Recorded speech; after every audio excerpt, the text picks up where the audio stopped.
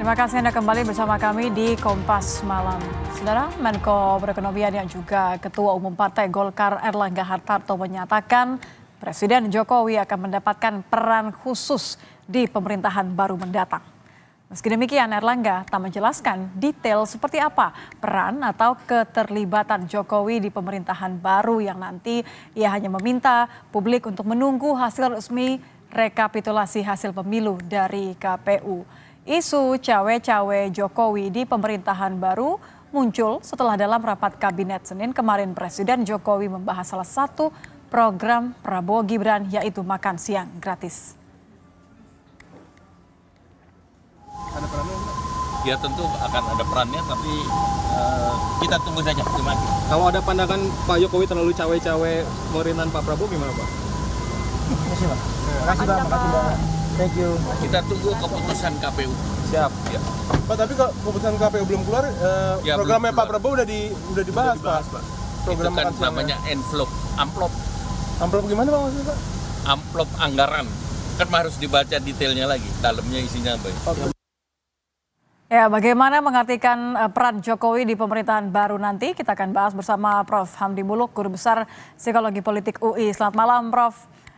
Ini pernyataan Erlangga kan muncul setelah Presiden bahas program makan siang gratis. Ini dimaknainya seperti apa nih? Karena memang perannya Jokowi sendiri kan di pemilu besar sekali, apalagi di pemerintahan berikutnya.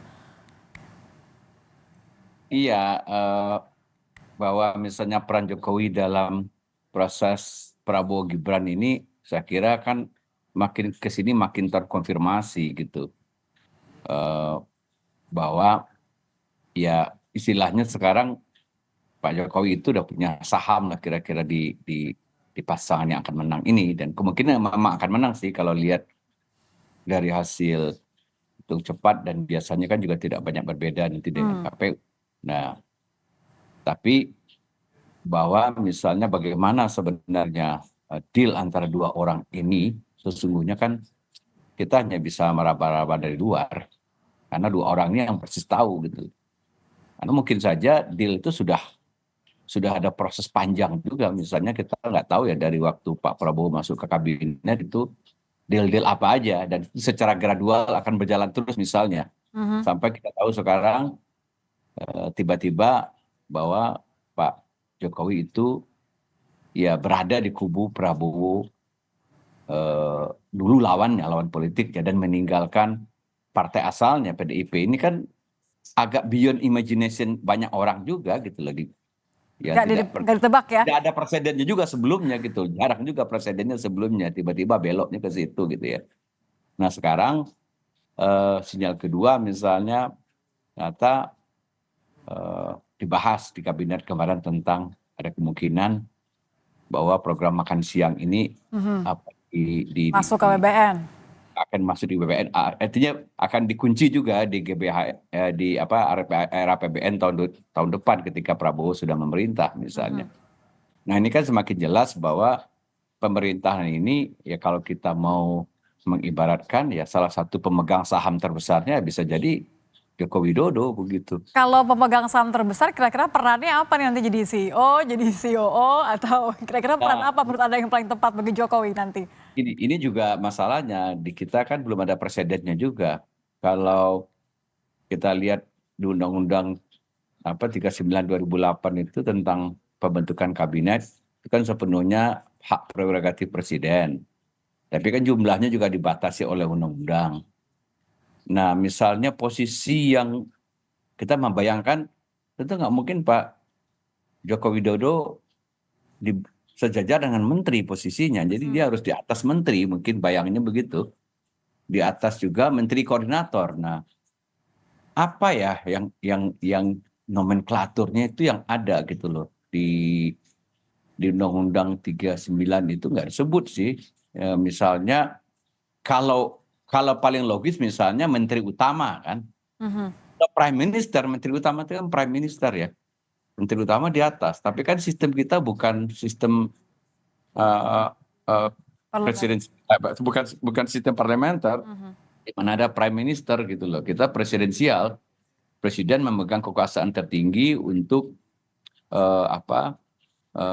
kepala negara dan kepala pemerintahan sekaligus. kita juga bukan sistem semi presidensial seperti juga di Prancis gitu loh. Nah, Jadi Anda membayangkan sesuatu yang mungkin akan menjadi bagian dari katakanlah program strategis nasional yang ingin dipastikan oleh Jokowi tetap berlangsung, IKN mungkin? bisa jadi. Jadi kalau kita mau mengerti misalnya kenapa misalnya pengaruh Pak Jokowi masih akan berlanjut sampai ke pemerintahan yang baru gitu. Dan ini kan juga presidennya juga belum ada selama ini. Kita lihat dulu dua periode Pak SBY kan ya selesai begitu dan digantikan oleh Pak Jokowi, Pak SBY step down gitu ya. Udah. Nah ini kan masih akan berlanjut. Nah ini betul-betul presidennya belum ada gitu loh. Presidennya belum Jadi ada. sulit dibayangkan gitu ya Prof ya? Sulit dibayangkan, tapi mungkin kalau logika yang paling mungkin kalau aktif secara ini semacam menteri utama begitu. Tapi apakah itu dimungkinkan juga dengan undang-undang Kementerian Negara itu gitu loh. Nah saya belum Oke, cek. kalau posisi yang pastinya penting, pastinya di atas Menko tapi belum bisa dibayangkan tadi, masih butuh nggak kendaraan partai politik? Kan ini yang mau mengungkapkan adalah Ketum Golkar nih, Erlangga. Apakah bisa diartikan bahwa sepertinya akan menggunakan partai Golkar? Oh iya tentu maksudnya kalau sekarang yang bicara Pak Erlangga, kalau kita menganggap Pak Erlangga adalah juru bicaranya Pak Jokowi sebenarnya. Kan dalam politik suka begitu. Jadi saya mau A gitu, tapi saya nggak mengungkapkan. Saya minta yang lain mengungkapkan. Saya perlu A gitu kan. Tuh. Nah kita nggak tahu juga sebenarnya gimana nih. Tapi bahwa misalnya ada kesepakatan dan mungkin saja kesepakatan, Mungkin ada kesepakatan untuk di menggunakan antara maksud Golkar. saya kesepakatannya itu lengkap nih ya Prabowo dan seluruh partai-partai pendukung Pak Jokowi dalam satu paket dan mereka punya kesepakatan begitu nanti akan menempatkan misalnya Pak Jokowi nanti setelah tidak lagi menjabat presiden sebagai menteri utama itu misalnya gitu. Baik, terima kasih Prof. Hamdi sudah bergabung bersama kami di Kompas Malam. Selamat malam Prof.